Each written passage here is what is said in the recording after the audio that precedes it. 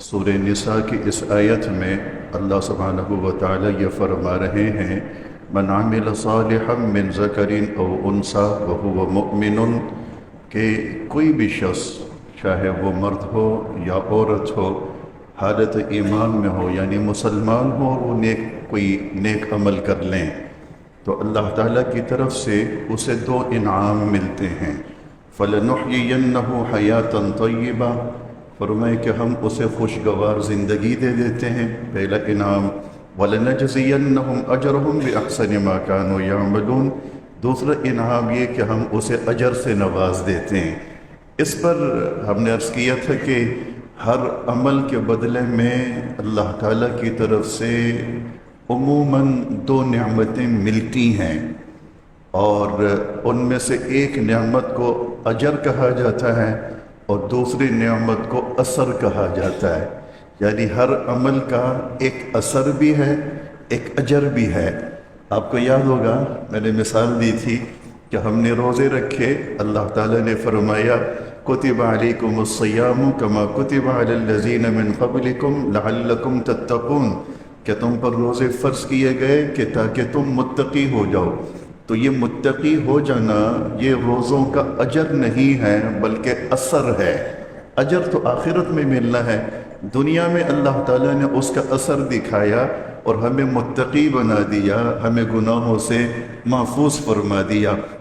اسی طریقے سے حدیث پاک میں آتا ہے کہ آپ صدقہ کیجئے، اس صدقے کے بدلے میں ہم آپ کی کوئی پریشانی دور کریں گے، اللہ تعالیٰ آپ کی پریشانی دور فرما دے گا، مال میں خیر و برکت نصیب فرما دے گا۔ تو یہ پریشانی کا دور ہو جانا یہ اثر ہے اس صدقے کا، مال میں خیر و برکت کا ہو جانا یہ اس صدقے کا اثر ہے، اجر نہیں ہے۔ اجر تو آخرت میں ملنا ہے، اجر دنیا میں نہیں ملا کرتا، اجر آخرت میں ملا کرتا ہے۔ تو یہاں بھی اللہ تعالیٰ نے وہی بات بیان فرمائی کہ اثر بھی ملے گا، اگر حالت ایمان میں نیک عمل کرو گے تو اثر بھی ملے گا، اجر بھی ملے گا۔ تو اس لیے بحیثیت مسلمان ہمیں دونوں چیزوں کو حاصل کرنے کی جستجو کرنی چاہیے، کوشش کرنی چاہیے، ہمیں اس عمل کا اثر بھی نصیب ہو اور ہمیں اس عمل کا اجر بھی نصیب ہو۔ اور فارمولہ ہے چھوٹا سا کہ اگر اثر نہیں مل رہا، اثر اگر نہیں مل رہا تو سمجھ جائیں کہ پھر ایسا نہ ہو کہ اجر بھی نہ ملے۔ اس کا مطلب یہ ہوتا ہے کہ ہمارے عمل میں کوئی کوتاہی ہو رہی ہے، کوئی کمزوری ہو رہی ہے۔ جیسے قرآن پاک میں اللہ تعالیٰ فرما رہے ہیں نا ان الصلاۃ تنہا عن الفحشاء والمنکر، کہ نماز کا اثر ہے کہ یہ نماز پڑھنے والے کو منکرات سے، گناہ والے کاموں سے بچاتی ہے، نماز کا اثر ہے کہ یہ نماز پڑھنے والے کو فحش کاموں سے بچاتی ہے۔ لیکن میں اور آپ دیکھتے ہیں لوگ نماز بھی پڑھتے ہیں، گناہ بھی کرتے ہیں۔ تو مطلب یہ ہے کہ اثر نہیں مل رہا، اثر نہیں مل رہا تو مجھے سمجھ جانا چاہیے کہ میری نماز میں کسی نہ کسی جگہ کوئی کوتاہی ہو رہی ہے، کوئی کمزوری ہے جس کی وجہ سے مجھے اثر نہیں مل رہا۔ اب اثر نہیں مل رہا تو براہ راست میری سوچ جانی چاہیے اجر کی طرف، کہ ایسا نہ ہو کہ جیسے اثر نہ مل رہا ہو ویسے اجر بھی نہ مل رہا ہو، تو پھر تو خسارہ ہی خسارہ ہے، نقصان ہی نقصان والی بات ہے۔ تو ہمیں اثر کی بھی تلاش ہونی چاہیے اور ہمیں اجر کی تلاش بھی ہونی چاہیے۔ اب آ جائیے اس حدیث پاک کی طرف۔ حضرت ابو ایوب انصاری رضی اللہ تعالیٰ عنہ فرماتے ہیں کہ ایک صاحب تشریف لائے اور انہوں نے جناب محمد الرسول اللہ صلی اللہ علیہ وسلم سے عرض کیا کہ اے اللہ کے رسول آپ مجھے کوئی نصیحت فرمائیں، اور پھر فوراً درخواست کی کہ مختصر فرمائیں۔ اور مختصر فرمانے کا معنی میں نے عرض کیا تھا کہ یہ نہیں کہ وہ زیادہ وقت نہیں دینا چاہتے تھے، بلکہ وہ صحابہ تو صبح و شام اللہ کے رسول کی صحبت میں بیٹھنے کی خواہش رکھتے تھے۔ ان کا مقصد یہ تھا کہ مختصر الفاظ ہوں گے، مختصر نصیحت ہوگی تو میرے لیے اس نصیحت کو یاد رکھنا آسان ہوگا، لمبی گفتگو ہوگی تو اسے یاد کرنا شاید میرے لیے آسان نہ ہو، مشکل ہو۔ تو اللہ کے رسول نے ایک حدیث پاک میں فرمایا نا کہ مجھے باقی پیغمبروں کے مقابلے میں جو فضیلتیں عطا کی گئی ہیں उनमें से एक फजीलत ये भी है कि मुझे अल्लाह ताला ने जवामिउल कलिम की नेमत से मालामाल फरमाया है। जवामिउल कलिम का माना समझते हैं? उसका मफ़हूम कि मुख्तसर अल्फाज में वसीम मफ़हूम बयान करने वाला अल्लाह ताला ने मुझे बनाया है। या अल्लाह के रसूल फरमा रहे हैं कि मैं छोटे से जुमले में गहरी बात कर दिया करता हूँ अल्लाह ताला के हुक्म से। तो सहाबी रसूल ने भी वही बात अर्ज़ की, दरख्वास्त की कि मुझे नसीहत फरमाएं लेकिन इख्तिसार के साथ फरमाएं। नबी करीम सल्लल्लाहु अलैहि वसल्लम ने फरमाया कि अच्छा चलिए हम आपको इख्तिसार के साथ 3 छोटी छोटी बातें बता देते हैं। नंबर 1 फरमाया इज़ा कुम्त फ़ी सलातिका फ़सल्लि सलाता मुवद्दिअ, कि जब भी तुम नमाज पढ़ो तो इस जज्बे और इस नीयत के साथ पढ़ो, इस तसव्वुर के साथ पढ़ो कि शायद ये मेरी ज़िंदगी की आखिरी नमाज है। और आपको याद होगा मैंने अर्ज़ किया था कि नमाज की मिसाल दी है, वरना हर अमल यूं ही होना चाहिए। रोज़ा इस नीयत के साथ रखा जाए कि शायद ये मेरी ज़िंदगी का आखिरी रोज़ा है। सदका इस जज्बे के साथ दिया जाए कि शायद ये मेरी ज़िंदगी का आखिरी सदका है। तिलावत उसी नीयत और इरादे के साथ, उसी जज्बे के साथ की जाए कि शायद मुझे इसके बाद फिर ज़िंदगी में मौका नहीं मिलना, ज़िंदगी ही नहीं मिलनी, कि ताकि उस अमल के अंदर जितना खुलूस अल्लाह ताला की तरफ से उसका तकाजा है वो खुलूस मिल जाए। सुलेमान बिन अब्दुल मलिक उमवी खुलफा में से खलीफा थे, बड़े मशहूर। और गुज़श्ता जुम्मे को आधा वाक़या अर्ज़ किया था, आधा रह गया था, आज उसको पूरा करना है। अबू हाज़िम रहमतुल्लाह ताला अलैह, उनके ज़माने में एक ताबी बुज़ुर्ग थे। सुलेमान बिन अब्दुल मलिक की मुलाकात हुई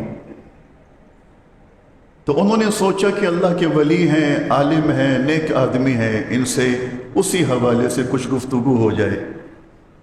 तो बहुत सारे सवालात किए। कहने लगे कि हजरत ये बताइए कि हमारे दिलों में आखिरत की फिक्र क्यों नहीं है? अबू हाज़िम रहिमहुल्लाह ने फरमाया इसलिए नहीं है कि आपने आखिरत की फिक्र की नहीं है, आपने दुनिया की फिक्र की तो देखें आपको बादशाहत मिल गई। तो जिस चीज़ की इंसान फिक्र करता है वो चीज़ इंसान को मिल जाती है। आपने दुनिया की फिक्र की ना, आपके पास दुनिया की कोई कमी बची है? नहीं बची। तो आप आखिरत की फिक्र कर लें, आपके पास आखिरत की भी कोई कमी नहीं बचेगी। सुलेमान बिन अब्दुल मलिक ने दूसरा सवाल किया कि ये बताइए कि आखिरत के बारे में कैसे पता चलेगा कि हमारा अंजाम क्या होना है? अबू हाज़िम रहिमहुल्लाह ने फरमाया कि उसका भी बहुत आसान सा फार्मूला है। फरमाया अपने आप को कुरान करीम पर रख कर परख लो, अपना इम्तिहान खुद ही ले लो। कुरान करीम को सामने रखो और अपने आप को उस पर पेश कर दो, तुम्हें जवाब मिल जाएगा। बाबा कैसे जवाब मिलेगा? फरमाया अल्लाह ताला फरमाते हैं इन्नल अबरार लफी नईम व इन्नल फुज्जार लफी जहीम, कि जो नेक लोग होंगे वो जन्नत में जाएंगे, जो गुनाहगार होंगे वो जहन्नम में जाएंगे। मैं अपने आप को कुरान पाक पर के पेश करके पूछ लूँ कि मैं नेक हूँ या गुनाहगार हूँ। कुरान करीम नेक लोगों के औसाफ बयान करता है, बुरे लोगों की बातें भी बयान कर रहा होता है कि बुरे लोगों की निशानियाँ ये हैं, अच्छे लोगों की अलामात ये हैं। तो वो अलामतें सारी बयान की गई हैं, हम उसके ऊपर अपने आप को पेश करें, हमें जवाब मिल जाता है। तो आपको जवाब मिल जाएगा कि आपके साथ आखिरत में क्या होना है। सुलेमान बिन अब्दुल मलिक डर गए। तीसरा सवाल किया कि वो जो कुरान करीम में बार बार आता है कि अल्लाह की रहमत है, अल्लाह की रहमत है, अल्लाह की रहमत है, तो वो कहाँ है? अबू हाज़िम रहिमहुल्लाह ने फरमाया कि कुरान ने उसके भी जवाब दिया है, आपने पढ़ा नहीं? इन्न रहमतुल्लाहि करीबुम मिनल मुहसिनीन, कि अल्लाह ताला की रहमत नेकोकारों को मिलेगी, नेक लोगों को मिलेगी। आप नेक बन जाएं, आपको अल्लाह की रहमत मिल जाएगी। आप नेक नहीं बनेंगे तो अल्लाह की रहमत कैसे मिलेगी? सुलेमान बिन अब्दुल मलिक ने कहा कि अच्छा ये बताइए कि अपने आप को ठीक करने के लिए क्या करना पड़ेगा कि आखिरत में हमारा अंजाम ठीक हो जाए? تو ابو حازم رحمہ اللہ نے فرمایا کہ دیکھیں، ایک ہوتا ہے مسافر، ایک ہوتا ہے مجرم۔ آخرت کا جو نیک آدمی ہوگا وہ مسافر کی طرح ہوگا۔ مسافر وہ جو دور دراز کے کسی علاقے کے سفر پہ نکلا ہے، اب اس کا واپسی کا سفر ہے، گھر کی طرف آ رہا ہے، دل میں خواہش ہے، اچھے جذبات ہیں، خوش ہے کہ تھوڑی دیر کے بعد بیوی بچوں سے ملاقات ہونی ہے، گھر پہ پہنچ جانا ہے۔ بیوی بچے بھی خوش ہیں کہ ان کے آنے کا وقت ہو چکا ہے، وہ بھی خوش، آپ بھی خوش۔ تو مسافر تو یوں ہوتا ہے۔ اور فرمائے کہ جو برا آدمی ہوگا اس کی مثال مجرم جیسی ہوگی۔ ابھی پولیس آ رہی ہے پکڑنے کے لیے، ابھی کورٹ سے کوئی حکم نامہ آ رہا ہے، کوئی آرڈر آ رہا ہے، ہر وقت سر کے اوپر تلوار لٹک رہی ہے، خوف میں ہے، مجرم ہے نا، تو مجرم آدمی ڈر رہا ہوتا ہے۔ فرمائے کہ اب آپ فیصلہ کر لیں کہ آپ نے مسافر بننا ہے یا آپ نے مجرموں کی طرح رہ کر زندگی گزارنی ہے۔ سلیمان بن عبد الملک نے 5واں سوال کیا کہ یہ بتائیے آپ نماز کیسے پڑھتے ہیں؟ یہ والا جو سوال ہے نا، یہی آج کے موضوع سے تعلق رکھتا ہے۔ آپ نماز کیسے پڑھتے ہیں؟ فرمایا کہ میرے نماز پڑھنے کا انداز یہ ہوتا ہے کہ میں سامنے اللہ تعالیٰ کی ذات کو رکھتا ہوں، دائیں طرف تصور کرتا ہوں کہ جنت ہے، اور بائیں طرف میرے خیالات میں جہنم ہوتی ہے، اور میرے پیچھے سے موت آ رہی ہوتی ہے، بیچ میں ہوتا ہوں۔ سامنے اللہ تعالیٰ کی ذات ہوتی ہے، دائیں طرف جنت کا تصور ہوتا ہے، بائیں طرف جہنم کا تصور ہوتا ہے، اور پیچھے سے موت آ رہی ہوتی ہے میری طرف تیزی کے ساتھ دوڑتی ہوئی، اور بہترین انداز سے وضو کرنے کی کوشش کرتا ہوں، سنت کے مطابق تمام آداب کو بجا لاتا ہوں، اس کے بعد کھڑا ہو جاتا ہوں، نماز پڑھتا ہوں۔ فرمایا میں اس طرح نماز پڑھتا ہوں۔ سلیمان بن عبد الملک کو بڑا رشک آیا، پوچھا کتنا عرصہ ہو گیا ایسی نماز پڑھتے ہوئے؟ فرمایا 40 سال تو ہو گئے، 40 سال ہو گئے یوں نماز پڑھتے ہوئے۔ میری نماز کی کیفیت یہ ہوتی ہے، میں کہتا ہوں بس ابھی موت آئی، ابھی موت آئی۔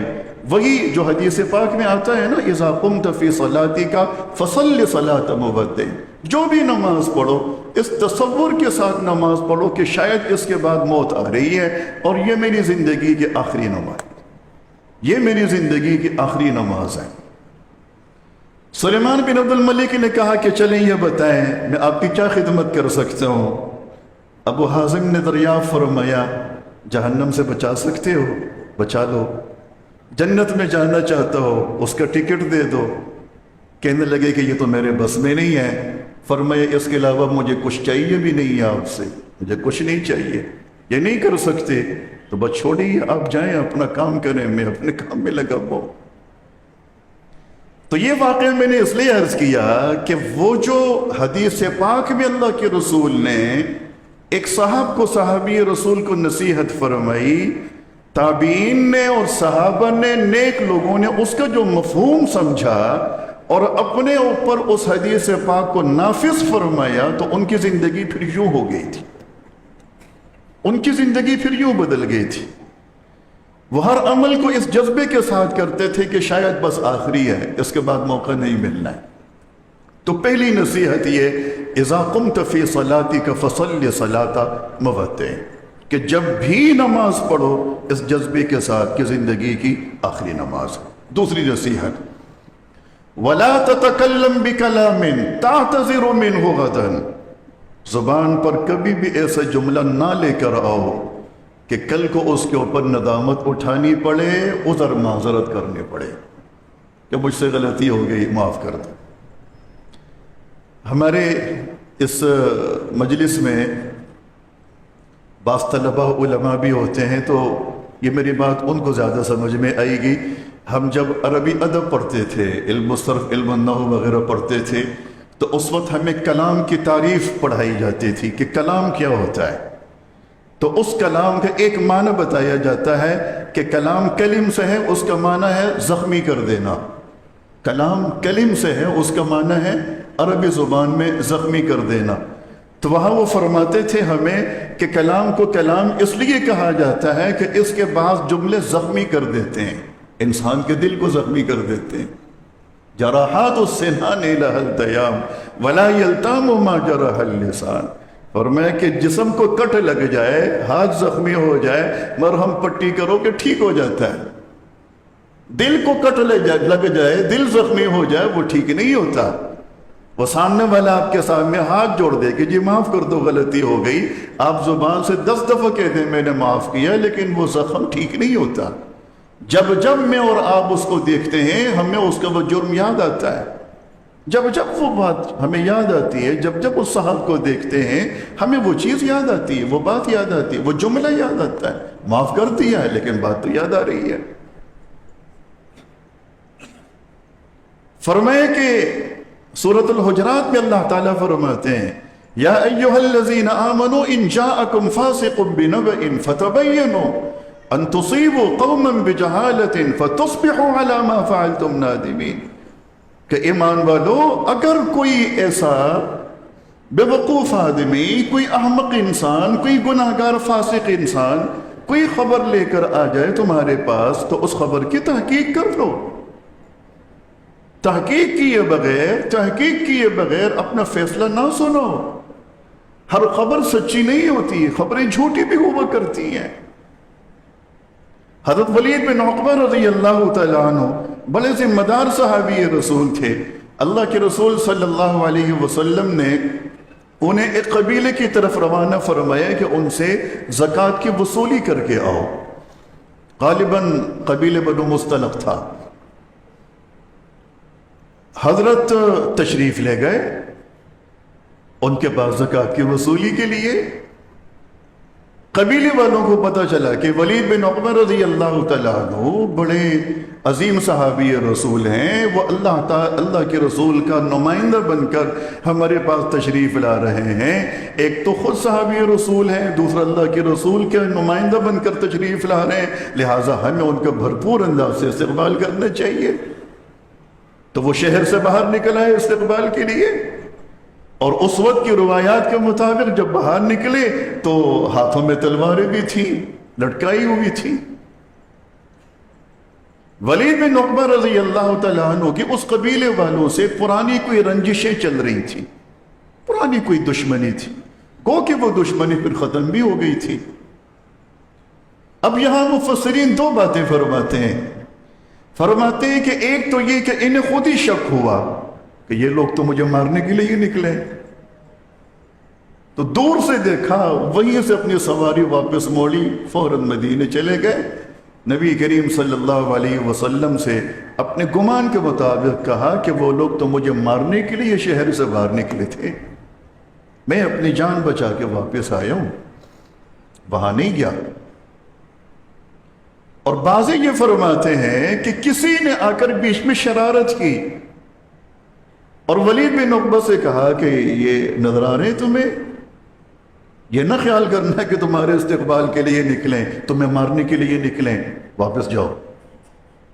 ولید بن عقبہ نے ان کی بات پہ اعتماد کیا اور وہیں سے واپس پلٹ گئے۔ اسی پر اللہ تعالیٰ فرما رہے کہ تحقیق تو کر لیتے، وجہ اس کی یہ تھی کہ اللہ کے رسول کو جب وہ خبر ملی، رسول اکرم صلی اللہ علیہ وسلم نے صحابہ کرام کو بلا کر مشاورت فرمائی، طے پائے کہ جی ان کے اوپر چڑھائی کرنی چاہیے۔ وہاں وہ قبیلے والے پریشان کہ جی ولید بن عقبہ واپس کیوں چلے گئے؟ وہ لوگ پیچھے پیچھے دوڑے مدینے پہنچ گئے۔ دیکھا اللہ کے رسول صحابہ کو لے کر بیٹھے ہیں، مشاورت چل رہی ہے۔ رسول اللہ صلی اللہ علیہ وسلم نے انہیں دیکھا، حیران ہو گئے، پریشان ہو گئے، اور ان سے کہا کہ آپ لوگوں نے کیا ایسا کوئی ارادہ کیا تھا؟ وہ کہنے لگے حاشا وکلا، ہم تو ان کے استقبال کے لیے باہر نکلے تھے، ہمارا تو ایسا کوئی ارادہ نہیں تھا، اور یہ ارادہ ہم کر بھی کیسے سکتے تھے؟ فوراً قرآن پاک کی آیت نازل ہوئی، ان جاءکم فاسق بنبأ فتبینوا، تحقیق کر لو، فیصلہ بعد میں کرو، پہلے تحقیق کر لو۔ ان تصیبوا قوما بجہالۃ فتصبحوا علی ما فعلتم نادمین، کہ کسی کی جھوٹی خبر کی وجہ سے تم ایسا فیصلہ صادر کر لو کہ کل کو اپنے فیصلے کے اوپر، اپنے کیے کے اوپر ندامت اٹھانی پڑے۔ فرمایا کہ اب آپ تصور کریں اگر ان کے آنے سے پہلے آپ کے لوگ جا کر وہاں چڑھائی کر دیتے، دونوں طرف سے کئی لوگ زخمی ہو جاتے، شہید ہو جاتے، تو پھر جب اصل حقائق سامنے آتے تو پھر سب کو ندامت اٹھانی پڑتی۔ اب آپ اس چیز کے اوپر اپنے آپ کو، اپنے خاندانی مسائل کو رکھ کر اپنے آپ کو پرکھ لیں۔ ہم کتنی باتوں کی تحقیق کرتے ہیں، ہماری بچی کی شادی ہو جاتی ہے، سسرال سے جا کے کوئی خبر لے کر آتی ہے، باپ سمجھتا ہے بچی نے کہا بالکل ٹھیک کہا ہے، ماں سمجھتی ہے بچی نے کہا بالکل ٹھیک کہا ہے، بیٹھ جاؤ مت جانا، فوراً کوٹ جاتی، خلا کے لیے مقدمہ دائر کر دیا ہے، دونوں طرف سے باتیں بند ہو جاتی ہیں، چپقلش شروع ہو جاتی ہے، ہنگامہ آرائی ہوتی ہے، رشتے ختم ہو جاتے ہیں۔ میاں بیوی کے بیچ میں یہ مسائل ہوتے ہیں، بچوں اور والدین کے بیچ میں یہ مسائل ہوتے ہیں، دو دوستوں کو لڑانا ہے، تیسرا دوست آ کر شرارت کرتا ہے، تم جانتے نہیں وہ کیسا آدمی ہے، میری زندگی گزر گئی ہے اس کے ساتھ، ضروری تھوڑی کہ وہ جیسے آپ کے ساتھ تھا ویسے اس کے ساتھ بھی ہو۔ کیوں بدگمانی کرتے ہو؟ کیوں لڑاتے ہو ایک دوسرے کو؟ دو لوگوں کو آپس میں، دو گروہوں کو آپس میں کیوں لڑاتے ہو؟ تحقیق کیوں نہیں کر لیتے؟ آپ دیکھیے ہمارے سیاسی مسائل میں، ہمارے خاندانی مسائل میں، ہمارے کاروباری مسائل میں ہمیں جو سب سے بڑی ایک بیماری نظر آتی ہے وہ بدگمانی کی ہے، بدگمان ہو جانا۔ اسی بدگمانی کی روشنی میں پھر دھوکہ، فراڈ، جھوٹ، یہ ساری چیزیں ہوتی ہیں۔ انہی چیزوں کی وجہ سے گھر تباہ ہیں، انہی چیزوں کی وجہ سے رشتے بالکل ٹوٹ پھوٹ کا شکار ہیں، انہی چیزوں کی وجہ سے ماں باپ بچوں سے دور ہیں، بچے ماں باپ سے ناراض ہو کر دور ہیں، رشتے ناطے آپس میں ٹوٹ چکے ہیں، دوستیاں آپس میں نہیں رہی، وہ ختم ہو چکی ہیں، اگر رہی ہیں تو وہ صرف کھانے پینے کی حد تک ہے، فون کیا آ جاؤ رات کھانا وہاں کھاتے ہیں، چائے ادھر بیٹھ کے پیتے ہیں، بس اپنے آپ کو تھوڑا سا مزہ کرارا کرنے کے لیے بیٹھے، وقت پاس کیے، گزر گئے، اعتماد مجھے بھی اس پہ نہیں ہے اسے بھی مجھ پہ نہیں ہے۔ یہ کہاں کی دوستی ہے؟ یہ کہاں کا تعلق ہے؟ میں اس سے بدگمان، وہ مجھ سے بدگمان، ایک ہی دسترخوان پہ بیٹھ کے کھانا کھا رہے ہیں، یہ ہمارا حال ہے۔ فرمایا وَلَا تَتَكَلَّمْ بِكَلَامٍ تَعْتَذِرُ مِنْهُ غَدًا، ایسی بات نہ کہو کہ جس بات کے کہنے کی وجہ سے کل کو ندامت اٹھانی پڑے، شرمندگی اٹھانی پڑے۔ بقیہ باتیں انشاءاللہ آئندہ جمعے میں۔ وآخر دعوانا ان الحمد للہ رب العالمین۔